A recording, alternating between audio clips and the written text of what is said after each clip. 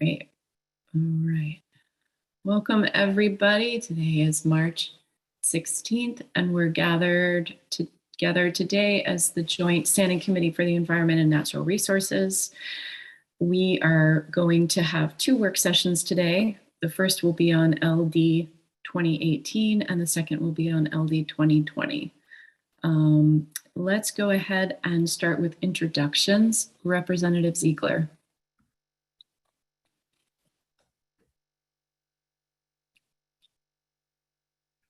Good morning. I'm on my phone, so it's a little more difficult because I'm voting in the UT right now, but I'm Representative Paige Ziegler from District 96 in Waldo County, the 7 towns of Belmont, Liberty, Lincolnville, Palermo, Searsmont, Montville, and Morrill, and I got my alphabetical order wrong. Sorry about that. Okay. Our members are all busy in this committee and others, so lots of legislative responsibilities pulling folks in different directions today. But let's hear from Representative Bell. Good morning, Art Bell. I represent House District 47, and that comprises Yarmouth, Chebeac, and Long Island. And I wish I could be multitask like my colleague Ziegler. Representative Dudera. Good morning, everybody. My name is Vicki Dudera. I represent the towns of Rockport, Islesboro, and my hometown of Camden, District 94. Thank you. Representative Boyle. Good morning. My name is Jim Boyle. I represent the good citizens of District 27, which is part of Gorham and part of Scarborough. Actually, all the citizens, not just the good ones. Representative Bloom. Yes, good morning. This is Lydia Bloom. I represent House District 3, the great people of York, Maine. Representative O'Connor.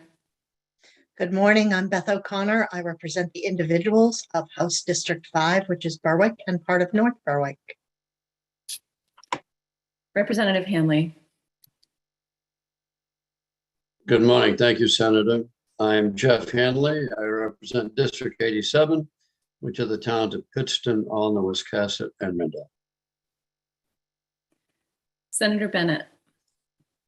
Good morning, Madam Chair, fellow members and public. I'm Rick Bennett. I have the honor of serving the people of 13 towns in Western Maine, including the Lakes region parts of Cumberland County, the greater Freiburg area, and the Oxford Hills in Oxford County. Thank you.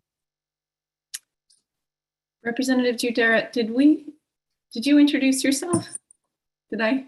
Thank you. Okay, sorry. I usually try to go in the same order, but all of a sudden I realized I might have skipped you on my list. And my co-chair, Representative Tucker. Good morning.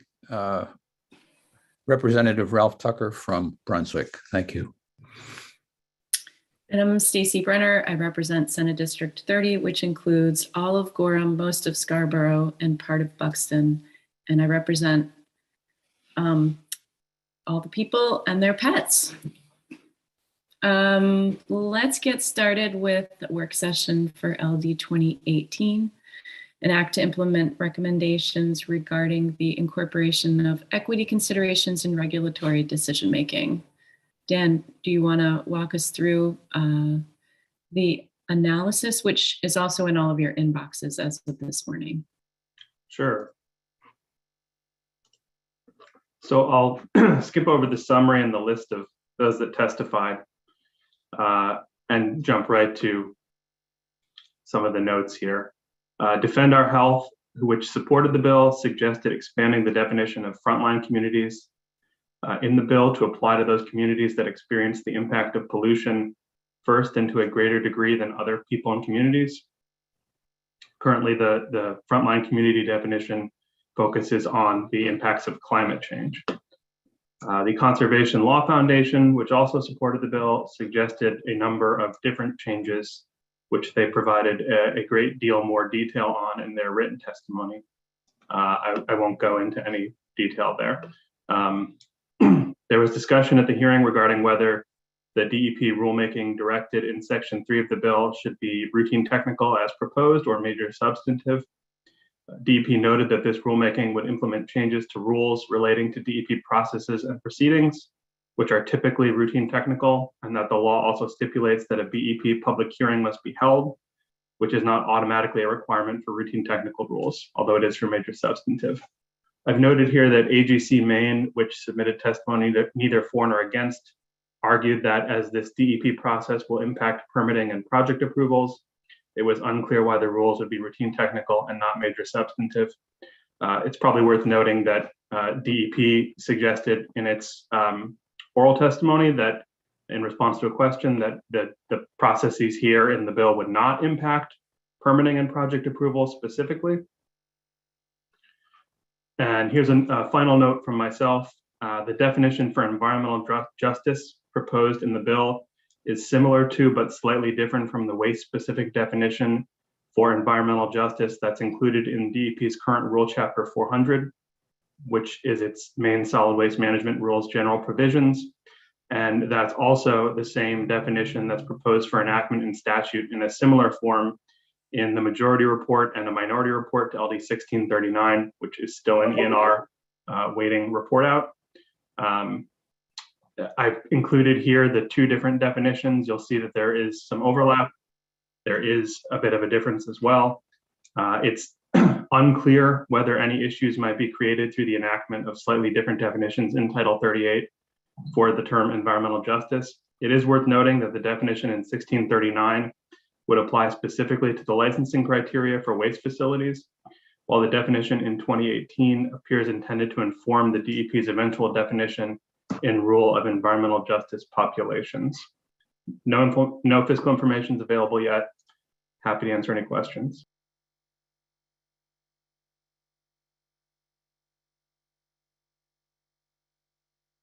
Representative Bloom. Thank you. Dan, is it back to the definition of frontline communities? I thought that the DEP also said that they were kind of waiting for federal guidelines on that particular subject. Is that correct? Was that correct from the testimony? I know there was some discussion about similar action that the EPA was undergoing. Yes. I don't recall if it applied specifically to that definition, perhaps in terms of defining what specifically constitutes a frontline community, but the intent of the bill is to place that definition as proposed into statute. Right, but I'm actually referring to now what the comment was from Defend Our Health wanting to adjust that definition in one of their proposals. I guess the reason I think that I wouldn't accept that is because of the developing nature of that definition, from what I understood. Does anyone else remember this? Am I saying this wrong, Representative Dara? No, I do. Yeah, some of these definitions are evolving, and I think that you're on the. I also wanted to offer that Jessica Scott from GoPIF is listening as well, and so she can certainly comment about the definitions and their process if we want to bring her in. I can do that.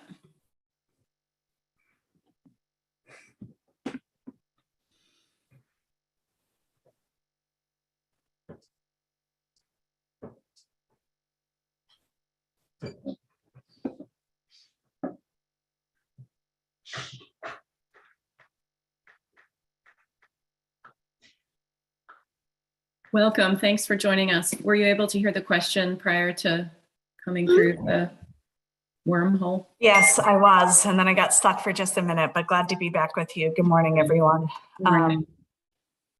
Happy to help on this one. I am that is indeed what Commissioner Loizen said. She was noting the evolving nature of the definitions of both environmental justice and frontline communities at the federal level. However, with just a little bit more nuance, if you don't mind, environmental justice considers pollution burden already. That's the primary purpose of that definition. It considers the impact of environmental laws, policies, and decision-making, we were given the opportunity to define frontline communities in addition, because frontline communities traditionally focuses on climate burdens. And that may be some nuance for this committee, especially. We consider climate burdens as an environmental burden, but historically the purpose of those two definitions was for environmental justice to focus on pollution burden and for frontline communities to focus on climate justice. And so I believe that the bill as currently proposed covers what Defender Health has already suggested. It covers that disproportionate pollution burden, or those communities who are first and worst impacted by pollution, because that is the environmental justice definition. Thank you. Great. Thank you for that clarification. Thank you. Representative Tucker.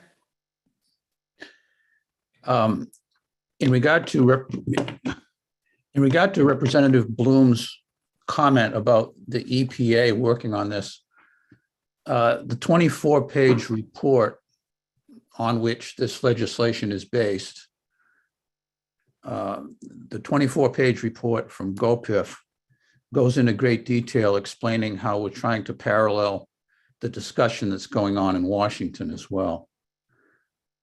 I also might point out that the subjective nature of these concepts and of this proposal lends itself to endless and indefinite discussion sometimes. So there's a lot of subtleties involved. I'm definitely in favor of this bill, but I'm not so concerned about the nitpicking concerns of some of the witnesses. Thank you.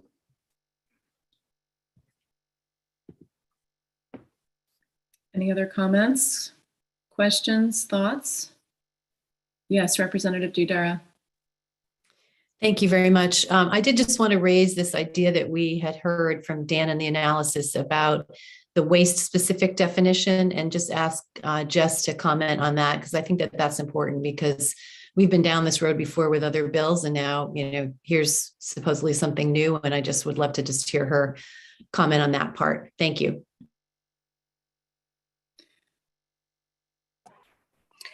Thanks, Representative Dudera. I certainly defer to Commissioner Loisem on this, but the intent of this definition is to serve as the definition for environmental justice, and through rulemaking, we would ensure that this definition adopted in 2018 becomes the only definition. So we'd probably adjust that Chapter 400 definition. And that is a, oh good, I'm glad that Commissioner Loisem is here. I'm bringing her over. Thanks for doing that. You got it. You got it. Certainly happy to defer to her.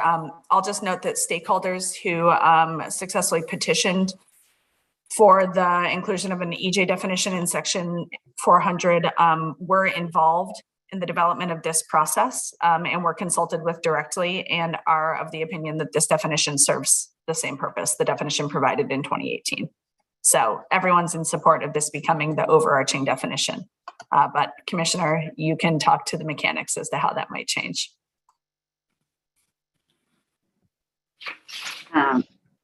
Madam Chair, should I proceed? Yes, please. Good morning, Chairman Brenner, Chair Brenner, Representative Tucker, members of the committee. I'm Melanie Loisem, the Commissioner at the Department of Environmental Protection. I think Jessica just did an excellent job of explaining it. Just a little more nuance in terms of the regulatory implications. I think Dan did a nice job explaining it as well. The statutory language would be less specific than what is in our Chapter 400. I don't believe that the statutory language that we're proposing would conflict with what's in 400. And so while Chapter 400 applies very specifically to certain types of solid waste facilities, then the additional detail provided in that definition would apply to those categories of facilities, and I think would operate effectively under the broader statutory umbrella.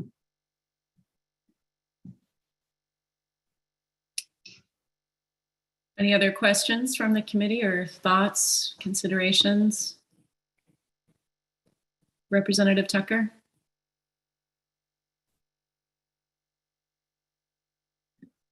I agree wholeheartedly with the commissioner that the different definitions do not conflict.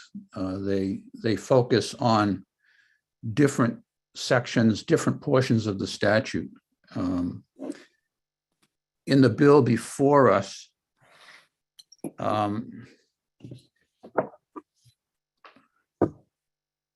we're talking about a change in subchapter 1 of the DEP statute, organization and powers. And so it was focusing kind of on the due process aspects of environmental justice. It focused on rulemaking and permitting in sections 341D and 341H. And it is a more general approach to fairness in the process. And it's limited to, the definition is limited to the section in the organization and powers part of the law. The other definition, which we have already voted on, is in chapter 13, dealing specifically with waste management. So rather than a due process thing, it's focusing on actual substantive areas of the law. And it has to do specifically with the siting of solid waste facilities.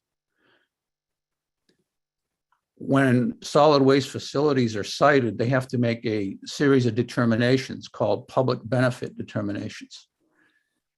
And subsection 3 of 1310 AA lists those standards of determination. This would add environmental justice as one of the standards for siting. And so it's a very specific operational, functional definition rather than an overarching kind of due process concern. It's focusing on waste management specifically, and it mentions environmental pollution. And for that reason, it's in a different place in the statute. There's a different context. And so the fact that it might be worded slightly differently,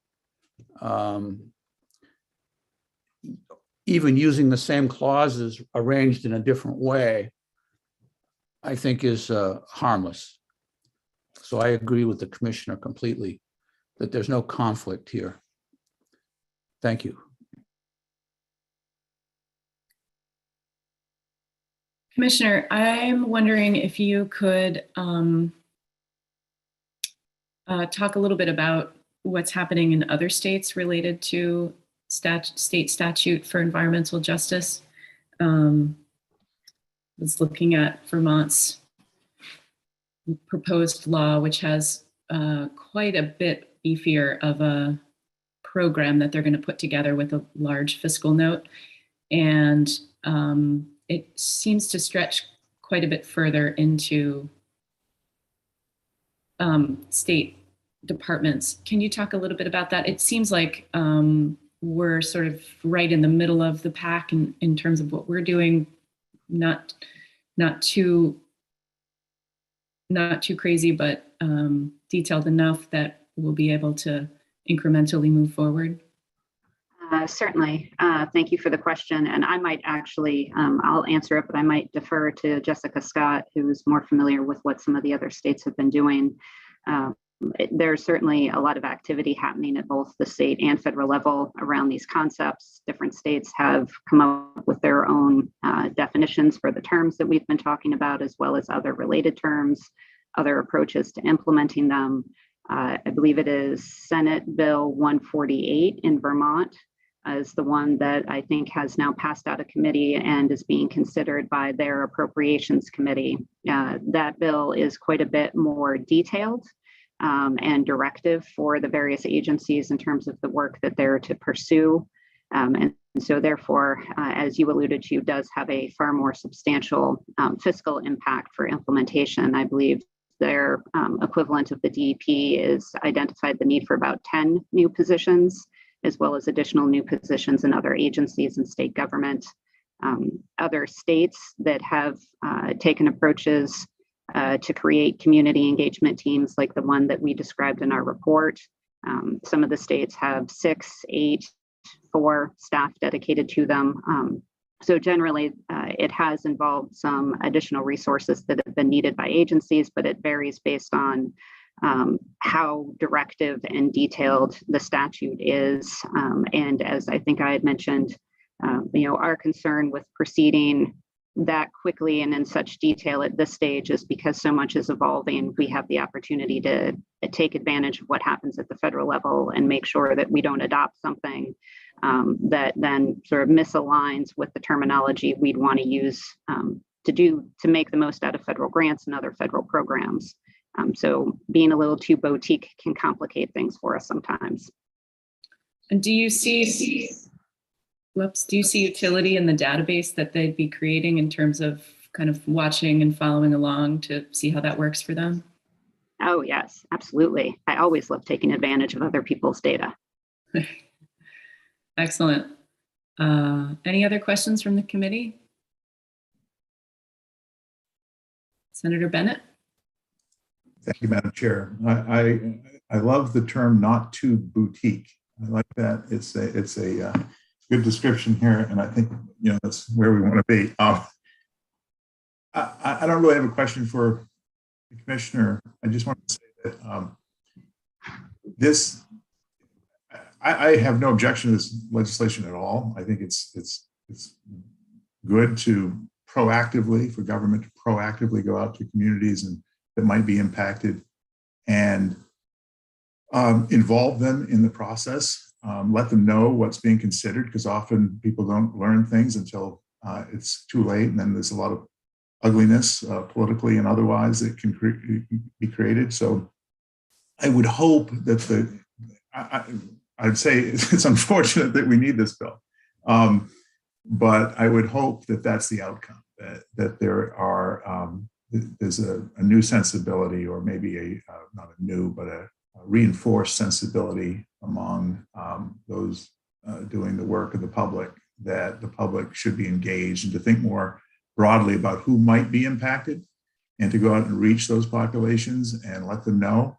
I think that's good. The other thing that we haven't talked about yet this morning is the PUC piece. The PUC piece is really, I think, more substantive in the sense that, I've always said, it's sad that we have public utilities that aren't doing the public work in such a way that we need a public utilities commission, and they apparently don't do the work sufficiently, so we need a public advocate. And now we're going to the next step of having the PUC reach out to members of the public, or to at least maybe help fund them, intervene in cases before the PUC. So I personally, I think there's a better solution to all of that, but this isn't the forum. But given the current situation and systems that we have, I think the purpose of this bill is to make government more accessible, get more people involved, really think more proactively about who are impacted and make sure they're apprised, putting a burden on the DEP, putting the burden on the PUC, and putting the burden on other agencies to get that done. So I'm be happy to support this legislation, and if appropriate, I'd move ought to pass. I'd like to second that. Great. Representative Boyle? Thank you, Madam Chair. I might have missed it. I moved computers, but I haven't heard, and I'm still interested in the rulemaking piece, whether it would be why, and I support the bill, but I don't know whether this ought to come back as major substantive or it should stay as routine technical. And I know I asked about that. I'd like to hear from other committee members and maybe the analyst about what other people think about that. Well, I'll tell you what I think. I gave it some thought. I really feel comfortable with routine technical, but I'm wondering about, just because out of an abundance of curiosity, I would like to know how many folks engage with the intervener process at the PUC and what the what a short-term outcome is of putting this into statute with regard to how the DEP functions and whether there's much of an impact. So I would be interested in a report back to the committee at a certain point to understand how things are going, but I don't feel like we need to change the kind of rulemaking process.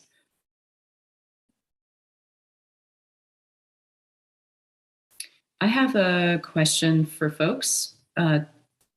In the analysis from Dan, there was some questions about whether or not it makes sense to have the intervenor funding concept with the PUC extend to the DEP and the DOT.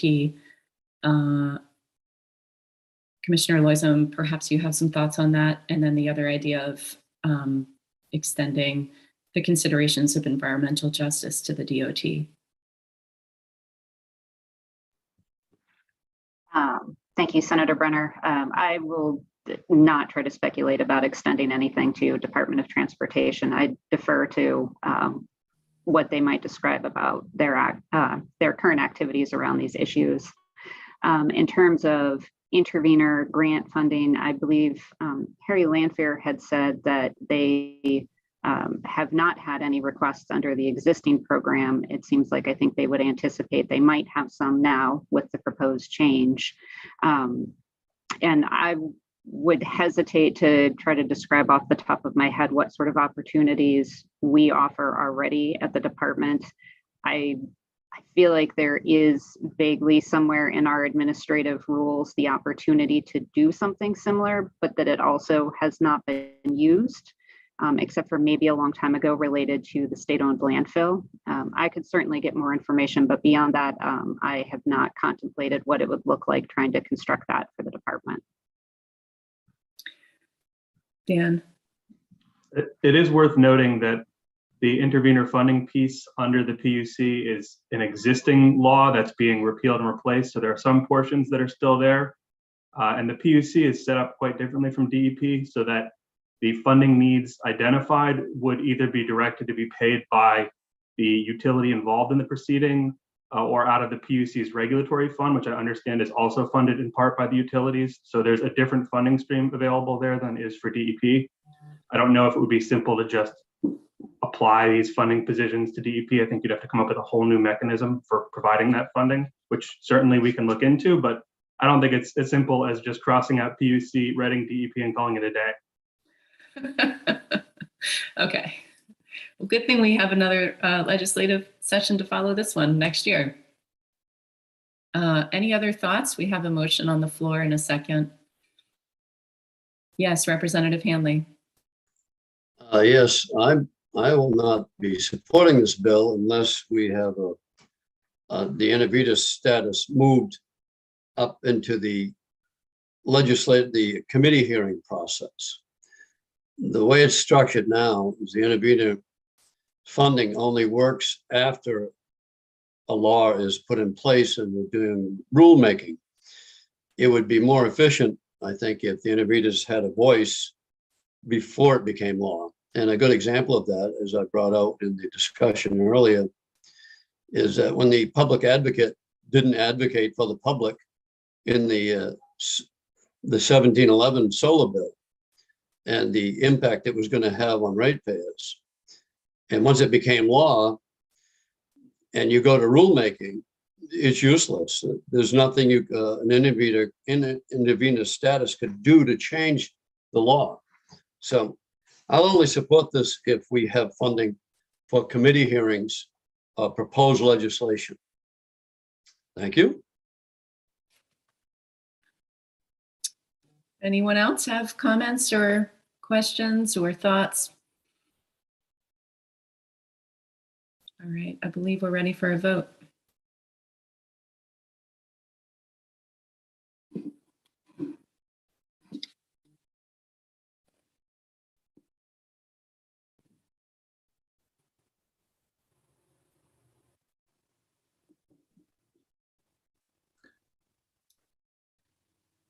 Dan, will you or Eva be calling this vote?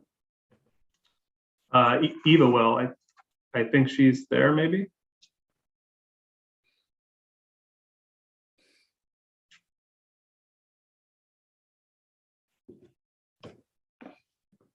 Eva, we're ready whenever you are.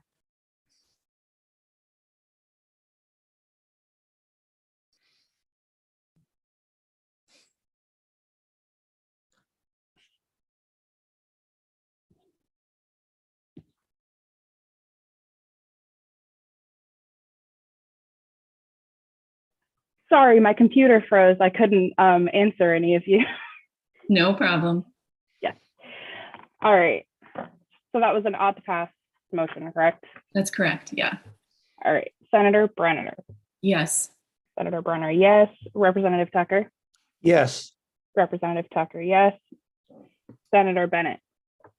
Yes. Senator Bennett, yes. Senator Carney is absent. Representative Boyle. Yes. Representative Boyle, yes. Representative Toole is absent. Representative Bloom. Yes. Representative Bloom, yes. Representative Hanley. No. Representative Hanley, no. Representative O'Connor. No. Representative O'Connor, no. Representative Gramlich. Yes. Representative Gramlich, yes. Representative Dudera. Yes. Representative Dudera, yes. Representative Bell. Yes. Representative Bell, yes. Representative Ziegler.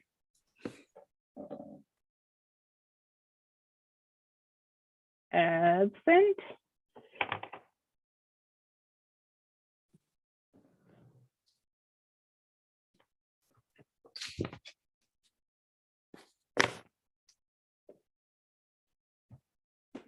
Eight in favor, 2 opposed, 3 absent. And the I just got minority- reconnected. Can I vote or do I have to wait? No, we'll take your vote. Eva, are you there to take Representative Ziegler's vote? Yes. Is he able to turn his camera on? I'm going to try. Let's see what happens.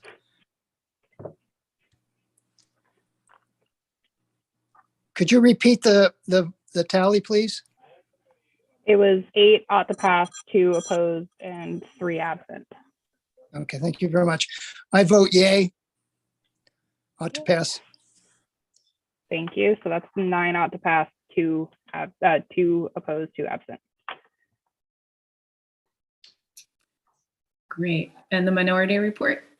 The minority report will be ought to pass as amended, as I outlined earlier, that the intervenor funding status will be expanded to include any testimony needed before a committee on pending legislation.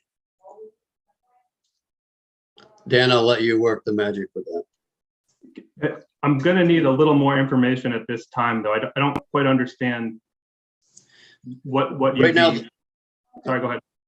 The funding now is limited to rulemaking for intervenor status. You're not. No, it's intervenor status for a Public Utilities Commission proceeding. Okay. But that I want it moved. I want funding for bills that are proposed before the committee, the UT or whatever, in any case that we need to have this. So that would be the PU, anything before the Public Utilities Commission, which would be before the EUT committee, excuse me. Because that's when you need to have the input from the public that are going to be affected. What activities are you going to be funding? I don't follow. For a group of people that we're talking about that are unable to produce their own attorneys, they'll be able to testify before a committee and get lawyers or expert testimony to help them present their case about a piece of legislation. But this would still go through PUC? Yes. Okay, I'll see what I can find out. I may have some follow-up questions. Okay, sure. Can I just ask a clarifying question? Representative Hanley? Of course. Are you essentially asking that there be money from the state to help folks who feel underrepresented lobby the legislature through hearings at Yes, the UT committee? yes. Okay. Yeah. Thanks.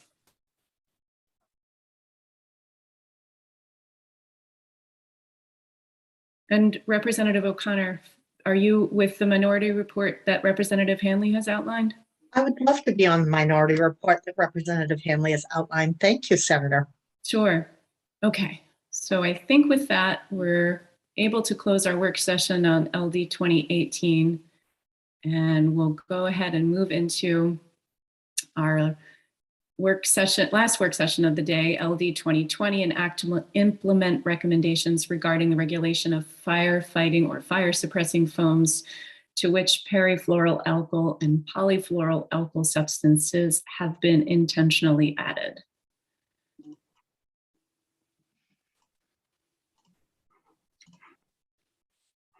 So I'll just jump to the notes. The bill proposes to add an exemption to the what we'll call AFFF prohibition for foams used in marine defense applications. One member at the hearing suggested this exemption could be time limited and repeal at a date in the future. Another member suggested it could instead be made inapplicable if federal regulations are changed to no longer require the use of AFFF for marine defense applications. There was a recommendation in the DEP testimony that a collection and disposal effort for AFFF begin, so that means fire departments can more efficiently move toward fluorine-free replacements and dispose of current inventories of AFFF.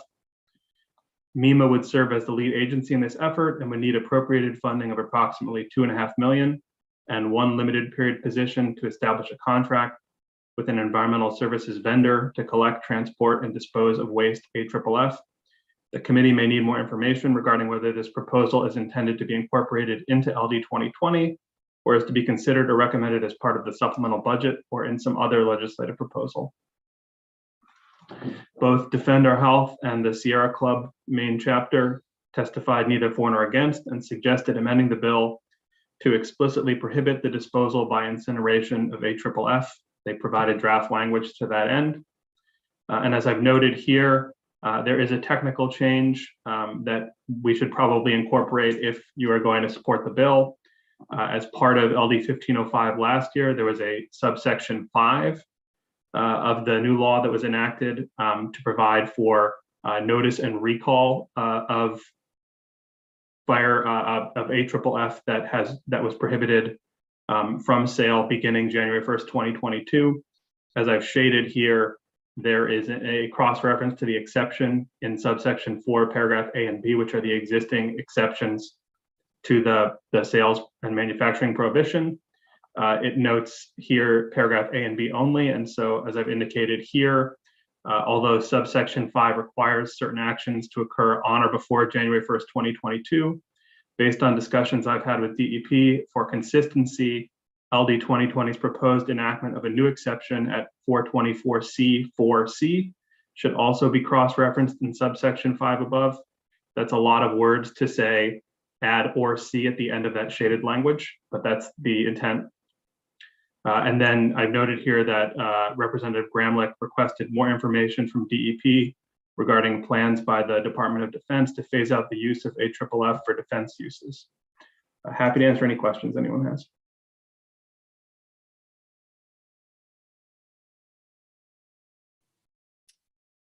Does the committee have any questions for Dan? Representative Gramlich. Thank you, Senator.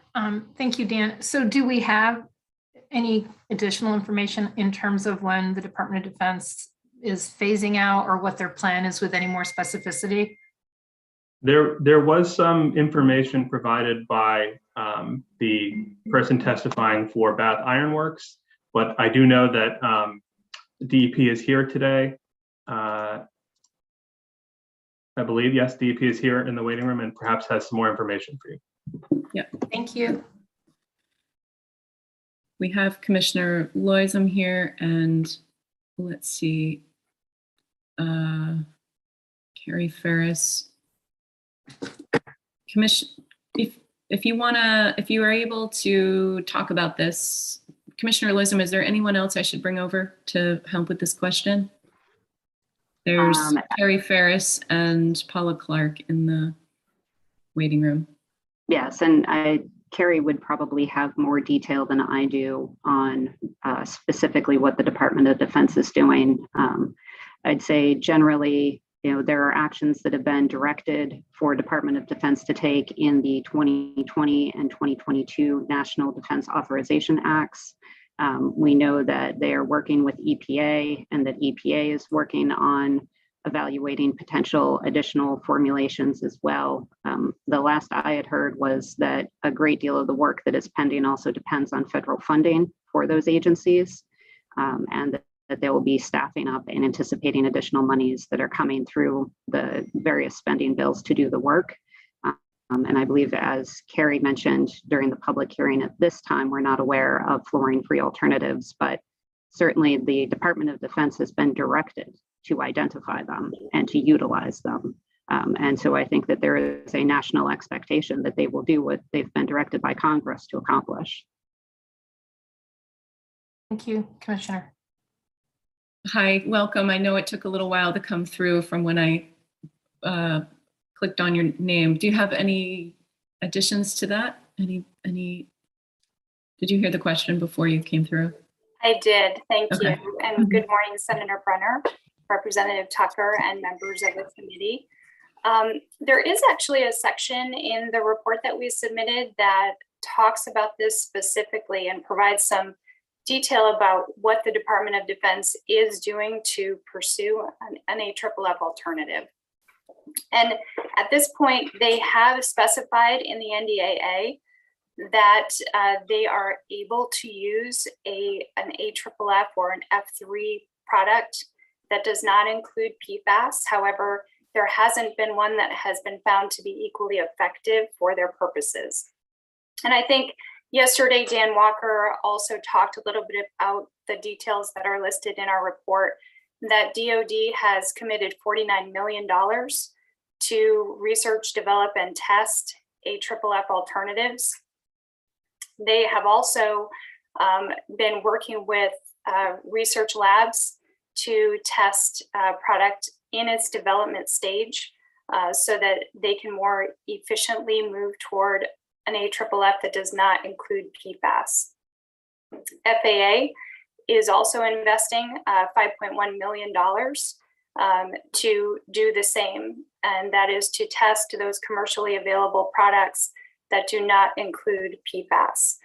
So there is some specific movement, both from DoD and FAA, to try to move toward a product that does not include PFAS, and they've codified that in their mil spec, even, where they are dedicated to finding a PFAS-free alternative product.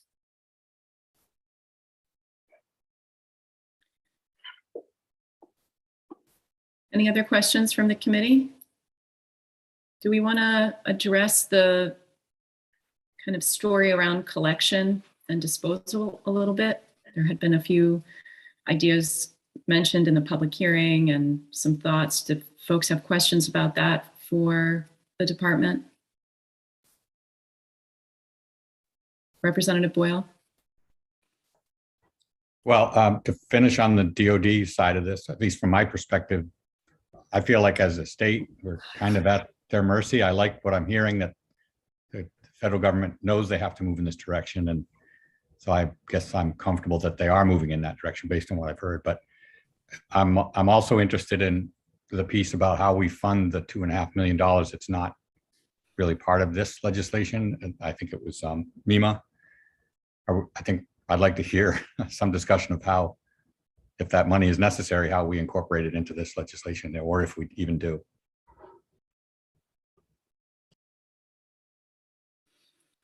Do either of you feel comfortable addressing that? Certainly. Thank you, Senator Brenner. I'd be happy to. I guess I would say, following the public hearing and the comments that were provided, in terms of logistics, if the committee wanted to fund some kind of program, we attempted to provide some description of the options in the report. Ultimately, the report that we provided did not have a final recommendation because, frankly, we don't see the options as being particularly good ones at this time. There are lots of questions around incineration. Landfilling is an option for disposal. There are some issues surrounding that potentially as well. But collection and long-term storage could be complicated and far more expensive. And so given that there is more funding potentially available as a state than I would say I'm used to seeing you all have access to, frankly, that if we want to do something about these materials now and get them out of fire departments, it's going to be expensive. And so we've presented you with an option that I would say I think, people do not find appealing.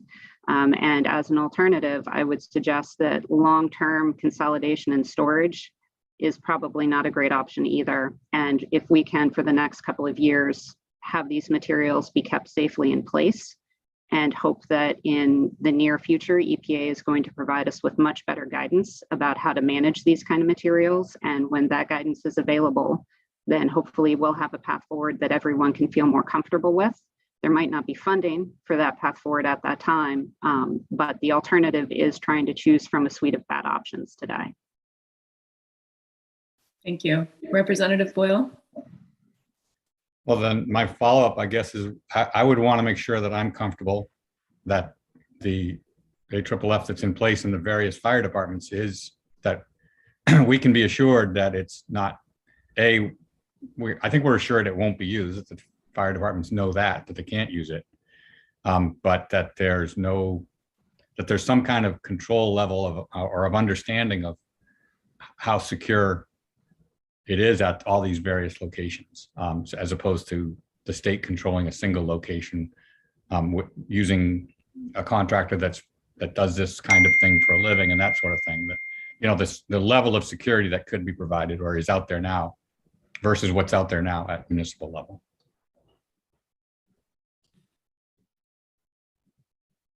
Representative Gramlich. Thank you, Senator.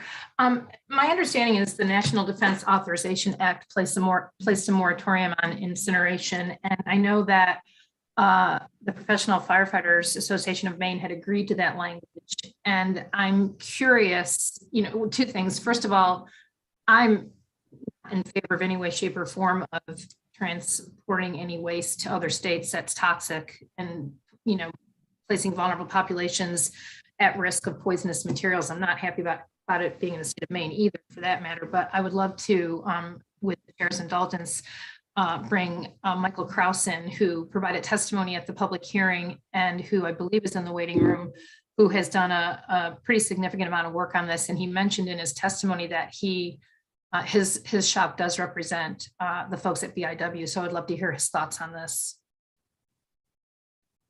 Please. Okay, let's.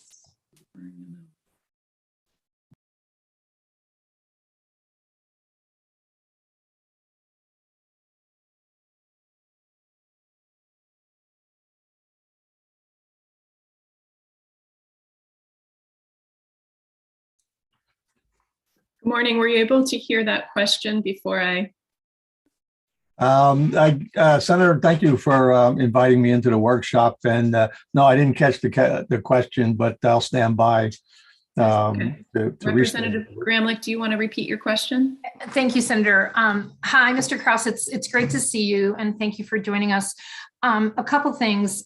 My understanding is that the National Defense Authorization Act placed a moratorium on incineration, and I know that you all had done in your shop a lot of work in agreeing to the language around some of what at least the initial bill had intended, 1504. Am I getting that right? 15, I can't remember my numbers right now, so pardon me. Yep. But beyond that, I know that you also said in your testimony this week that your shop also represented folks at BIW. So I just wanted to hear some of your perspective.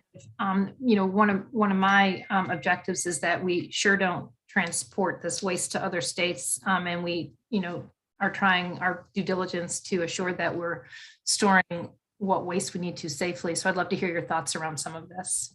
Representative Gramlich, thank you again, and I appreciate all your support of our Maine firefighters and first responders. First of all, as I've been listening, I think Carrie, in her response a few minutes ago, was right on point with what the DoD is currently working on. And just a couple of notes to add to that, because it was well stated. It's my understanding that the DoD is intending to have the military grade specification for a non-PFAS firefighting agent, hopefully by January of 2023. And with respect to the overall banning of PFAS foam by the military, that's scheduled at the moment, obviously subject to change, but right now it's my understanding that's scheduled until that's planned on being done by October 1st, 2024. In addition to that, the DoD Authorization Act provided $10 million in funding to study the PFAS health impacts, because as firefighters, we represent federal firefighters at the Portsmouth Naval Shipyard, as well as up in Cutler, and the public sector, private sector firefighters on BIW. We had a major concern that our federal firefighters have been significantly exposed to PFAS foam firefighting agent, as well as the PFAS that's contained in our current PPEs that are provided to both military and public sector firefighters. With respect to the storage and the expending of the PFAS foam, I think Sarah Woodbury from that testified on the hearing, when we work very closely with them, I think we support their approach to how we should handle the unused fuel foam, and we support her approach to moving forward with that.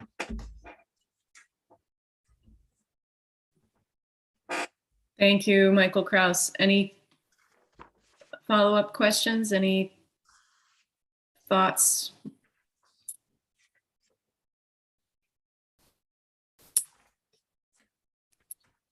Everyone feeling okay with storage in place as part of this plan for now? Okay, so perhaps a motion?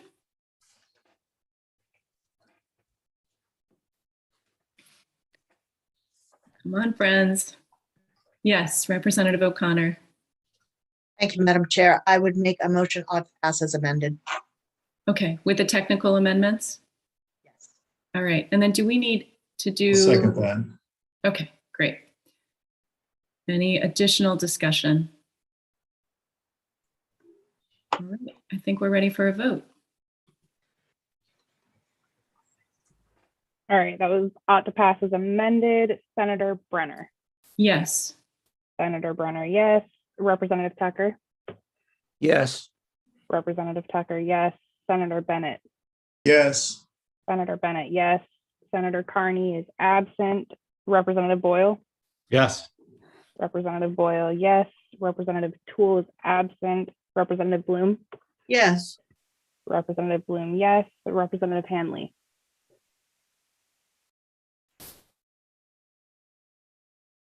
Yes. Representative Hanley, yes. Representative O'Connor.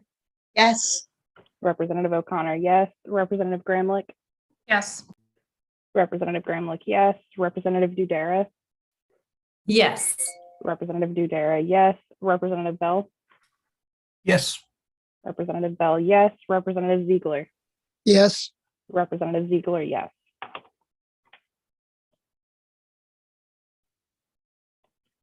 So that's 11 in favor, 2 absent. Thanks, Eva. Dan, did you want to? Just to clarify, that was ought to pass as amended to just make that cross-reference change? Yes, okay. Yes, thank you. All right, and with that, I believe we are at the end of our work sessions today. I wanted to thank Jessica Scott and Representative Dudera for working so hard on the environmental justice bill. I really appreciate what you all came up with. Thank you. And to the committee for the thoughtful discussion around AFFF firefighting foam. That was fun. And I believe we're on to a quick discussion about our draft letter back to AFA.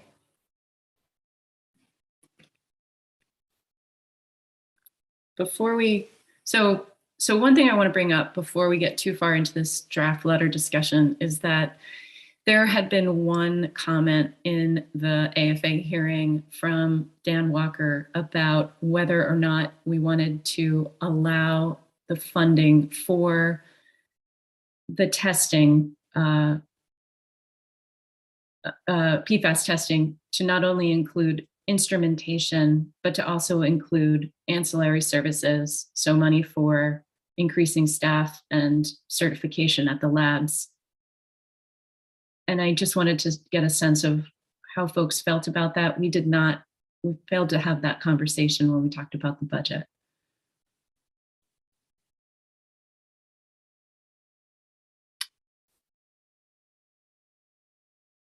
Any thoughts? Yes, Representative Boyle. Well, we would need to know what that might cost. I mean, I don't have any idea if that's another $1 million. Is that what we're asking? No, we wouldn't be asking for additional money. We would be asking for a change in what the funding could be allocated for. So in addition to covering instrumentation, when folks put their RFP in, when the RFP goes out and folks put their proposal in for the funding, they could, in addition to instrumentation, be able to use the money for increasing their staffing and getting the certifications needed to be able to qualify for, to be a licensed PFAS testing lab. Oh, okay. Thank you. Senator Bennett. Thank you, Madam Chair. I have no objection to that. In fact, I think some flexibility is probably warranted here. The DEP is going to be reviewing the RFPs, and I'd leave it to their judgment as to the mix appropriate for training and equipment. But I think the increasing lab capacity in Maine, in state, that we can have available to us is critical, and I would not want to restrict that unduly and regret it later. Thank you. Representative Bloom. Yes, I also agree that should be added just to give the flexibility in testing capabilities. So yes, I agree that could be added. Thank you. Representative Dudera. Yes, I want to just chime in and say that I agree with that too. You know, right now, as we know, we don't have the capacity to test here. We have to send all our samples to Massachusetts. It puts an unnecessary wait period for people. You know, at some point, maybe Massachusetts is going to, I don't know, they've got their own issues. So their labs are busy too. And I'm just really thrilled that this money's included in there, and that's going to start happening here in Maine, because I know from the home inspectors, building inspectors that I deal with that, you know, folks, just everyday folks are wanting this test. So thanks. Sure. So I think in order to include this recommendation, we would need to vote for reconsideration and then add the language in for this change to our vote, our recommendation back to AFA. Is that right, Dan? So the recommendation is more of a procedural one. If you want to reconsider it, I think you can, or you can just agree to revote we're talking about the general fund language part AA, so you could just focus on that and keep the votes that were on the rest of it. And I can describe that in the memo. I did want to note two things. The recommendations that Dan Walker made on behalf of his client also included a stipulation that the funding would only be available to existing Maine laboratories, which is not something that's currently in the language. And I guess the implication would be when the language is adopted, only laboratories that were in existence prior to that date would be eligible for funding. I don't know if that was part of this discussion that it seems like there's support for. I don't think we need that portion, but I do think we need the portion about just about the ancillary services, the staff and the certification. Right, and so that's my other comment is when I read ancillary services, I don't see staff necessarily. So I think it might make sense to say ancillary services, including but not limited to, and then list those items so that there's no lack of clarity. But perfect. I think if you want to proceed with just revoting that language part AA right now, that would be fine. Any additional comments from folks? Is everyone comfortable with that? Okay. So let's go ahead and revote AA to allow for the inclusion of our recommendation for ancillary services as outlined by Dan. So I'll make a motion. Senator Bennett is the second. Thank you. Representative Boyle. So we're not including the term existing labs. We're going to, okay, thanks.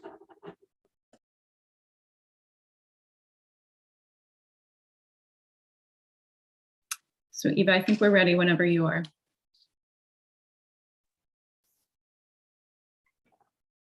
Senator Brenner. Yes. Senator Brenner, yes. Representative Tucker. Yes. Representative Tucker, yes. Senator Bennett. Yes.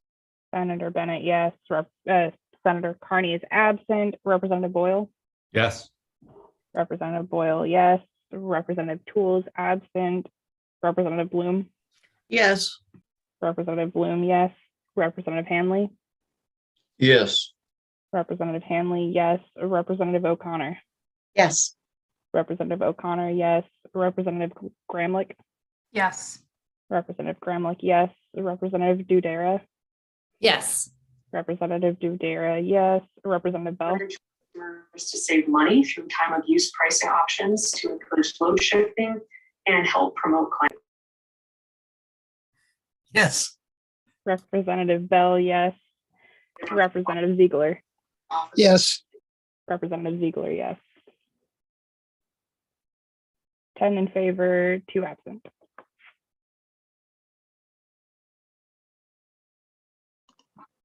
So I can make that that 11. clarification in the memo, and then I'll send it out to you all for another review. And if it looks good, I can just send it off to appropriations. That was 11 in favor, 2 absent.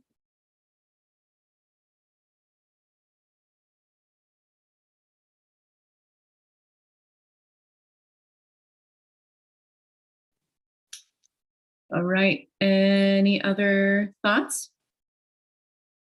Any announcements? I have one, which is that we may or may not be meeting on Friday, depending on the water main story and whether or not our rules find their way to us in the proper form by Friday. So don't quite erase it from your schedule yet, but you might want to pencil Monday in too, or maybe not, maybe pencil it in.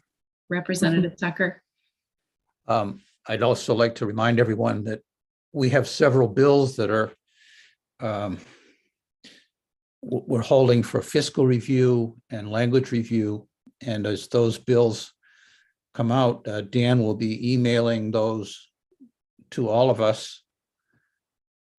And we would be doing the language review and fiscal review by email rather than by convening together. I just wanted to remind everyone to keep a sharp eye out for that, because if you wish to make a comment or objection on the language review or the fiscal note, you'll have to act promptly to meet the deadlines and let the chairs know so that we can decide whether to convene for further discussion or reconsideration. Thank you. So we'll try to let you know ASAP if we're going to be meeting or not on Friday at 8:15 or 8:30. And so stay tuned. Thanks, everyone. Have a great day.